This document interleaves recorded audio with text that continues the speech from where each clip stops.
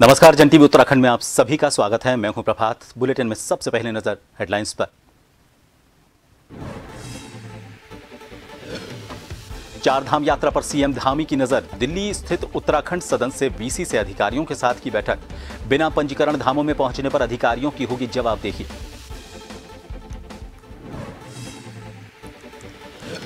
STF ने cyber crime के जरिए धोखाधड़ी करने वाले 3 सदस्यों को राजस्थान से किया गिरफ्तार। प्रदेश में पहली डिजिटल गिरफ्तारी का मामला आया सामने। 1 करोड़ 13 लाख की हुई थी ठगी।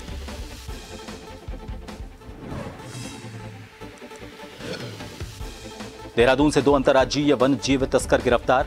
कब्जे से मिली 30 लाख रुपए कीमत की 4 भालू के पित्त की थैलियां। संयुक्त ऑपरेशन के तहत कार्रवाई। उत्तराखंड के जंगलों में फैलती आग का जानवरों और इंसानों पर पड़ रहा है असर। बढ़ा इंसान और जंगली जानवरों के बीच संघर्ष। लोगों पर तेंदुओं का हमला बढ़ा।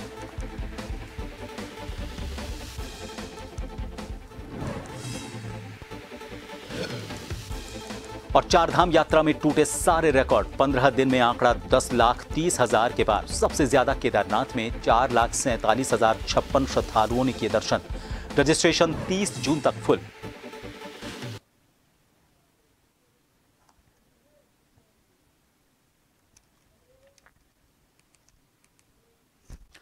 और अब खबरें विस्तार से। उत्तराखंड में चारधाम यात्रा 2024 में श्रद्धालुओं की संख्या नया रिकॉर्ड बनाने की ओर अग्रसर है और यही वजह है कि चारधाम में श्रद्धालुओं का आंकड़ा 10,30,621 पहुंच गया है। अगर सबसे ज्यादा श्रद्धालुओं की बात करें तो केदारनाथ धाम में 4,47,056 श्रद्धालु पहुंच चुके हैं। यमुनोत्री धाम में 24 मई को 9,812 श्रद्धालुओं ने मां यमुना के दर्शन किए, जिसमें 4,912 पुरुष, 4,661 महिला और 239 बच्चे शामिल थे। इसके अलावा अगर हम बात करें यमुनोत्री की, तो अभी तक यमुनोत्री धाम में 1,86,774 श्रद्धालु दर्शन कर चुके हैं। गंगोत्री धाम के 24 मई को 13,602 श्रद्धालुओं ने मां गंगा के दर्शन किए, जिसमें 6,968 पुरुष और 6,394 महिलाएं और 240 बच्चे शामिल रहे। इस तरह से अभी तक गंगोत्री धाम में 1,76,793 श्रद्धालु दर्शन कर चुके हैं। वहीं केदारनाथ धाम में तो श्रद्धालुओं का हुजूम रिकॉर्ड बनाने जा रहा है। ऐसे में अभी तक बद्रीनाथ धाम में 2,20,028 श्रद्धालु दर्शन कर चुके हैं। चारधाम यात्रा के लिए ऑनलाइन रजिस्ट्रेशन 30 जून तक के लिए फुल हो गया है। ऐसे में अब ऑनलाइन रजिस्ट्रेशन कराने पर 30 जून के बाद की डेट मिलेगी।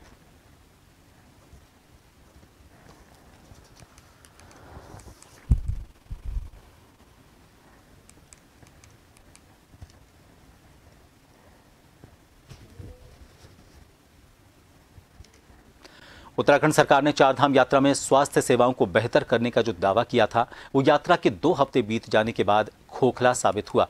10 मई से शुरू हुई चारधाम यात्रा में श्रद्धालुओं की बढ़ती संख्या के साथ मौत का आंकड़ा भी डराने वाला है। 2 हफ्ते की यात्रा में ही 56 मौतें हो चुकी हैं, जबकि अभी पूरी यात्रा बाकी है। उत्तराखंड स्वास्थ्य महानिदेशक विनीता शाह ने कहा कि यात्रा शुरू होने से पहले स्वास्थ्य विभाग ने पिछली यात्रा में लगाए गए स्टाफ की संख्या को बढ़ाकर मार्ग में तैनात किया है, जबकि यात्रा शुरू होने के बाद से ही कई डॉक्टर फील्ड में जाकर निरीक्षण भी कर रहे हैं। उन्होंने कहा कि अन्य डॉक्टरों के साथ वो खुद निरीक्षण के लिए गई थी, जहां श्रद्धालुओं की संख्या बढ़ाने के साथ ही उनकी स्क्रीनिंग की जा रही है। उन्होंने कहा कि इस दौरान जिस व्यक्ति को मेडिकली फिट नहीं पाया जाता है, उसे यात्रा में जाने की इजाजत नहीं दी जाती।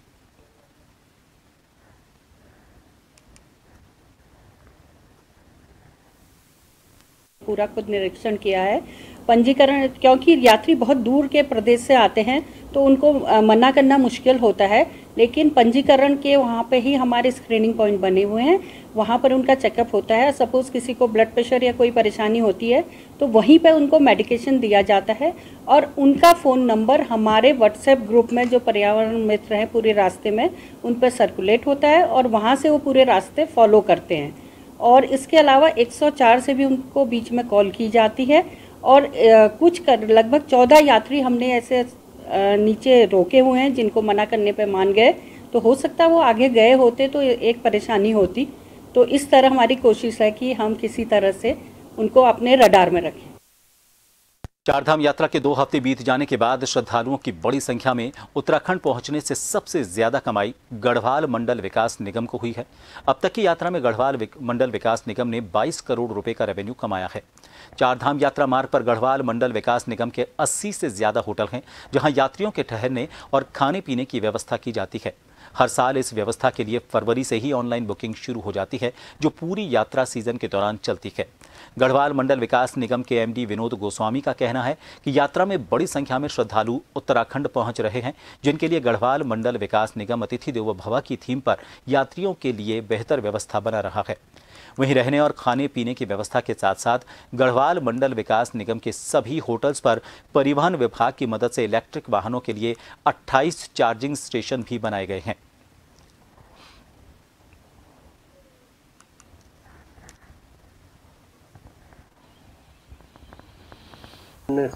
राज्यों से और प्रदेश से भी, इस प्रदेश से भी जो पर्यटक आते हैं उनको हम लोग जो सारी सुविधाएं वगैरह दे रहे हैं। सभी पर्यटक आवास गृहों में उत्तम व्यवस्थाएं की गई है, स्टाफ अतिरिक्त लगाया गया है, उनके रहने की, उनके भोजन आदि की, प्रवास की, ये सब व्यवस्थाएं की गई है। लगभग अभी हम 22 करोड़ के आसपास जो इस सीजन में जो बिजनेस है वो कर चुके हैं। अभी यात्रा प्रारंभ ही हुई है, क्योंकि ये जो बुकिंग है ये हमें मिलना शुरू हो जाती है लगभग फरवरी मार्च के लगभग से इस वर्ष की।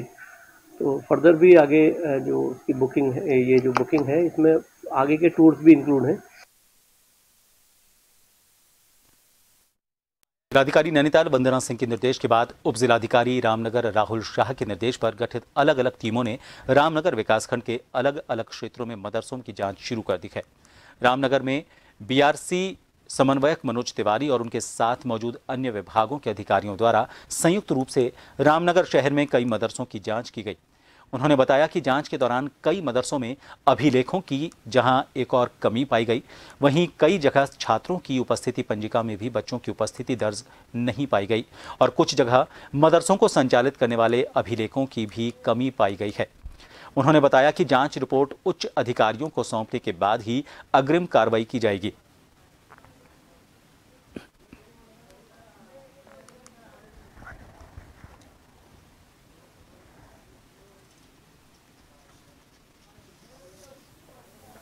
देखिए, राष्ट्रीय बाल संरक्षण आयोग द्वारा जिलाधिकारी महोदया को कुछ बिंदुओं पर निर्देशित किया गया, तो इसके क्रम में एक अभी मदरसों के विस्तृत इनके गहन जांच संबंधी तथ्य जाने हैं और उसके बाद इस संकलित आख्या जो है फिर विकासखंड के सारे मदरसों की जिस दिन संकलित हो जाएगी उसके बाद इस बारे में कुछ डिटेल आपको दे पाएंगे। आज जो जांच की है तो उसमें किस प्रकार की कमियां पाई गई हैं? कुछ अभी जैसे अभिलेख संबंधी की जो हमारी दैनिक उपस्थिति का है या बच्चों के उनसे अभिलेख वगैरह हैं, तो उनके लिए इनको कहा गया है कि भी उसको प्रॉपर मेंटेन किया जाए। लोहाघाट ग्रोथ सेंटर का मामला एक बार फिर से गर्मा गया है। प्रशासन द्वारा एक बार फिर से लोहाघाट ग्रोथ सेंटर में निर्माण की प्रक्रिया शुरू करने से ग्रोथ सेंटर की महिला और पुरुष लौह शिल्पी भड़क गए हैं। सभी महिला और पुरुष लौह शिल्पी नारायणी देवी और अमित कुमार के नेतृत्व में एसडीएम लोहाघाट रिंकू बिष्ट से मिले और ग्रोथ सेंटर में निर्माण कार्य न करवाने की मांग की। साथ ही चेतावनी दी कि अगर उनकी मांगें नहीं मानी गईं तो आचार संहिता खत्म होते ही जिले के समस्त लौह शिल्पी एसडीएम कार्यालय परिसर में आंदोलन शुरू कर देंगे।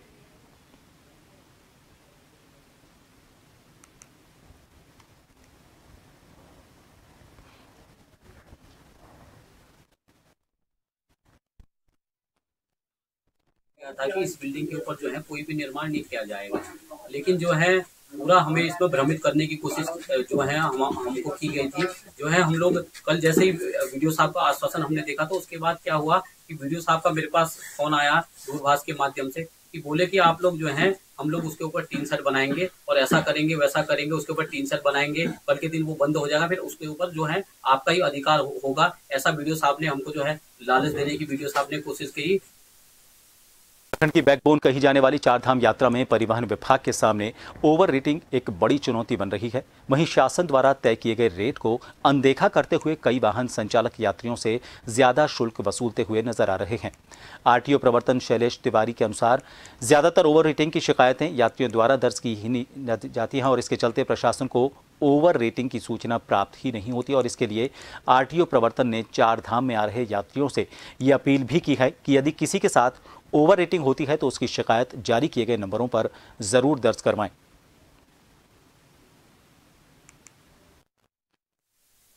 ओवर चार्जिंग से मेन बात है, कई बार लोग सामने आते भी नहीं। हमारे पास जब भी सूचना आती है ओवर चार्जिंग की कार्रवाई करते हैं। बस हमारा है कि आप जो हमारे जो शासन से जो तय किए गए दरें हैं उसके अनुरूप ही वो पे करें, और खासकर जो गाड़ी के ओनर हैं या ड्राइवर हैं वो भी जो निर्धारित फीस या निर्धारित किराया तय किया गया है उसी के अनुरूप किराया लें। उससे अधिक किराया लेंगे तो कार्रवाई होगी। अभी कई चालान ओवर चार्जिंग में भी किए गए हैं। हल्द्वानी में सड़क चौड़ीकरण के कार्य में तेजी आ गई है। डीएम के निर्देश के बाद नरीमन चौराहे से काठ गोदाम तक सड़क चौड़ीकरण का काम तेजी से चल रहा है। इसके अलावा शहर के 13 चौराहों का भी चौड़ीकरण का काम किया जा रहा है।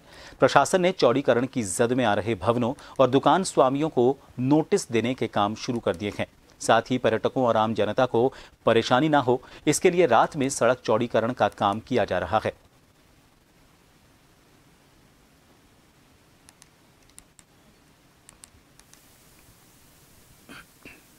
देखिए, चौराहे चौड़ीकरण का कार्य पूरे हल्द्वानी पे शहर में चल रहा है। उसी के तहत नरीमन चौराहे से लेके रेलवे चौराहे तक का चौड़ीकरण का कार्य किया जा रहा है, जो प्रारंभ किया जा चुका है मौके पे। जो सरकारी संपत्ति है, इसके साथ ही जो निजी संपत्तियों के भी आंगन इत्यादि थे उनको हटा करके रोड चौड़ीकरण का कार्य किया जा रहा है। जो परमानेंट स्ट्रक्चर हैं उनको नोटिस प्रेषित किए गए हैं और शीघ्र ही उनको भी हटाने की कार्रवाई की जाएगी। कुछ सरकारी कार्यालय के भवन भी आ रहे हैं। सरकारी कार्यालय, लोक निर्माण विभाग और पीएमजीएसवाई के भवन है। इसके साथ ही रोडवेज और केएमवीएन के भवन और 4 दीवारी भी वहाँ पे। फिलहाल एक ब्रेक के लिए यहां रुकेंगे, बने रहिए जन टीवी पर।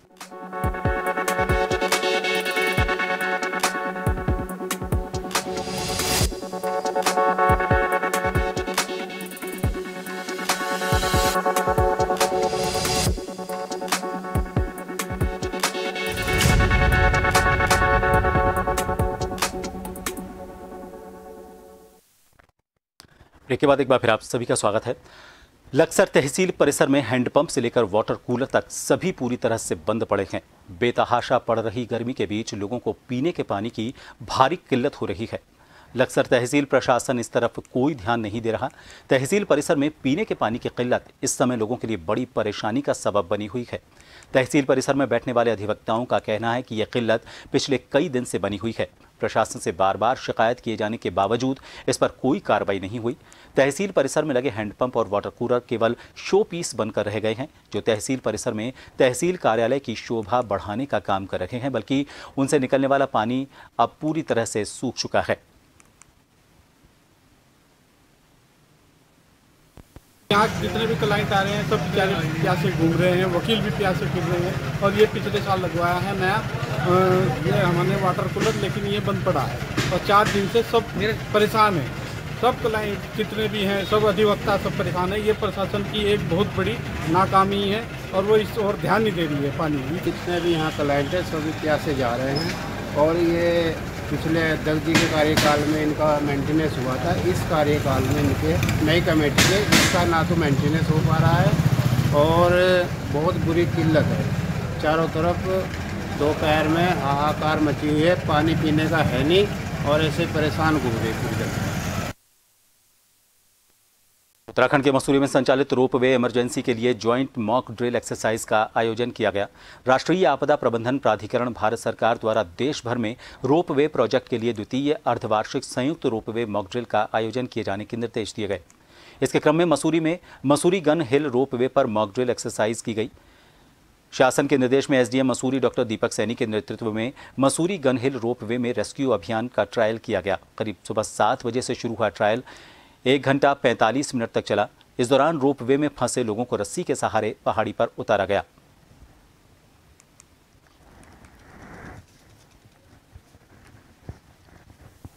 आपने अभी देखा कि यहाँ पे एक मॉक एक्सरसाइज का रोपवे का आयोजन किया गया।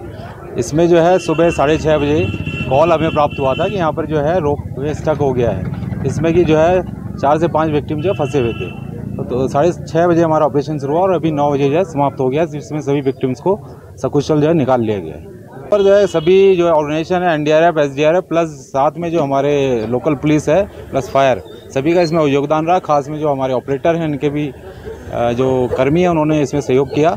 और ये जो रोप रेस्क्यू टेक्निक्स है जिसमें सभी जो प्रशिक्षण प्राप्त है उनके द्वारा जो है टेक्निक्स का इस्तेमाल करते हुए सकुशल जो भी है विक्टिम्स को वहाँ से निकाल लिया गया था। जो यहाँ पे मॉक ड्रिल की गई है, एक शासन द्वारा निर्देश दिए गए थे कि इसमें मॉक ड्रिल की जाए कि जिससे कोई यात्री फंसता है तो आपका क्या रिस्पॉन्स रहता है। हमारे पास भी सारे इक्विपमेंट रखे हुए हैं और NDRF भी और SDRF ITBP द्वारा भी यहाँ पे हमारे साथ सहयोग किया गया और हमारा भी उनको पूरा सहयोग दिया गया है। NDRF के नेतृत्व में SDRF और ITBP, फायर डिपार्टमेंट हमारा और हेल्थ विभाग जो है हमारा, स्वास्थ्य विभाग वो, और जो हमारे पुलिस प्रशासन है वो सबकी टीमों ने मिलजुल कर जो है इस मॉक ड्रिल को जो है अंजाम दिया।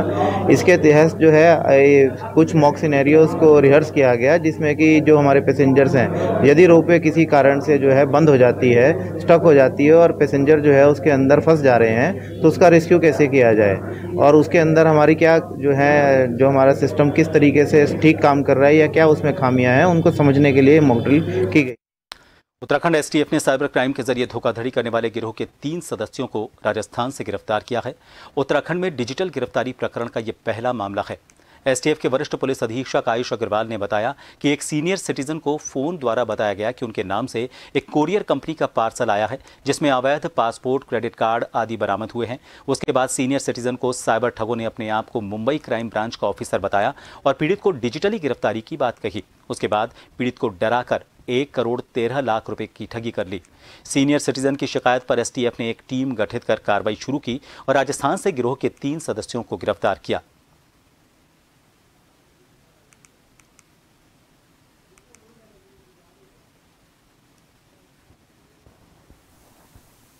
हमारे cyber crime police station Dehradun में एक मामला सामने आया था जिसमें कि जो पीड़ित थे उनके द्वारा बताया गया कि उनको एक कॉल आता है जिस FedEx कोरियर के नाम से और उनको बताया जाता है कि उनके नाम से कोई पार्सल आया है जिसमें कि अवैध पासपोर्ट और अवैध नारकोटिक्स इत्यादि सामग्री है। और उसके बाद में उनको बोला जाता है कि कुछ कस्टम ऑफिशियल्स बनकर कुछ लोग बात करते हैं और फाइनली उसके बाद कॉल आगे ट्रांसफ़र हो जाती है और मुंबई क्राइम ब्रांच से बताया जाता है कि मुंबई क्राइम ब्रांच से कोई उनसे बात करेगा। उनको वीडियो कॉल पर कनेक्ट किया जाता है और सामने कोई पुलिस की यूनिफॉर्म में और बैकग्राउंड में उसमें मुंबई क्राइम ब्रांच का लोगो रहता है। इसके तहत इनके द्वारा लगभग 1,13,00,000 रुपए अलग अलग खातों में ट्रांसफ़र कर दिए जाते हैं और इनको बाद में जब रियलाइज़ होता है कि इनके साथ में साइबर फ्रॉड हुआ है तो ये साइबर क्राइम पुलिस स्टेशन आते हैं। यहाँ पर इनका मुकदमा दर्ज करके हमारे द्वारा इन्वेस्टिगेशन स्टार्ट की जाती है। तो इसमें हमारे द्वारा पूरा जो गैंग था इसको पकड़ा गया है। 3 लोगों को कोटा राजस्थान से गिरफ्तार किया गया है। इन लोगों के द्वारा फर्जी कंपनियां खोलकर उनमें पैसों का लेन देन किया जा रहा था और इस तरह की कॉल्स की जा रही। STF की एंटी नार्कोटिक्स कुमाऊं यूनिट और चमोली जिले की पुलिस और पिंडर वन रेंज टीम और wild life crime control bureau ने संयुक्त रूप से कार्रवाई करते हुए 2 अंतर्राज्यीय वन्य जीव तस्करों को गिरफ्तार करने में कामयाबी हासिल की है। इनके कब्जे से 4 भालू की पित्त की थैलियां बरामद की गई हैं जिनका वजन 460 ग्राम बताया जा रहा है। STF के SSP आयुष अग्रवाल ने बताया कि गिरफ्तार तस्कर पिछले कई साल से उत्तराखंड में वन्य जीव अंगों की सप्लाई कर रहे थे। बरामद भालुओं के पित्त की थैलियों की अंतर्राष्ट्रीय बाजार में कीमत करीब 30 लाख रुपए आंकी गई है।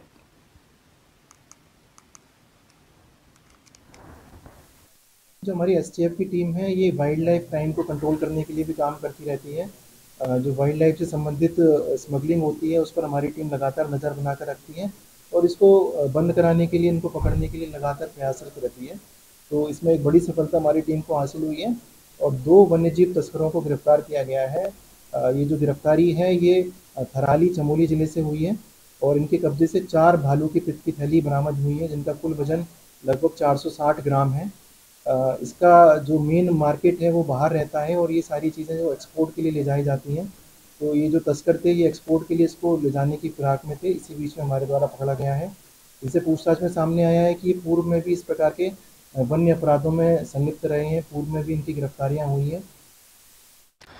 युवा कांग्रेस द्वारा राष्ट्रीय सचिव ऋषेंद्र महर के नेतृत्व में जिलाधिकारी को ज्ञापन दिया गया और जिलाधिकारी कार्यालय के सम्मुख नगरपालिका और प्रशासन के खिलाफ प्रदर्शन किया गया। उन्होंने कहा कि पिथौरागढ़ नगरपालिका द्वारा लोकसभा चुनाव से पूर्व नगर में ई-रिक्शा का ट्रायल कराया गया। उस दौरान अपनी फोटो को सोशल मीडिया में प्रचारित कर अपनी पीठ थपथपाई। लेकिन न जाने ट्रायल के बाद उन रिक्शाओं में क्या हो गया कि अभी तक भी पिथौरागढ़ के लोगों को उसका फायदा नहीं मिल पा रहा। पिथौरागढ़ में बुजुर्गों, महिलाओं और बच्चों को खासतौर पर सुविधा देने के लिए सरकारी और आम जनता के धन से ई रिक्शा लिए गए, लेकिन अभी तक भी उसका फायदा पिथौरागढ़ वासियों को नहीं मिल पाना जनता के साथ धोखा है। वक्ताओं ने कहा कि अगर जल्द आम जनता को ई रिक्शा से फायदा नहीं मिला तो आम जनता इनको आने वाले चुनाव में भी इसका जवाब देगी।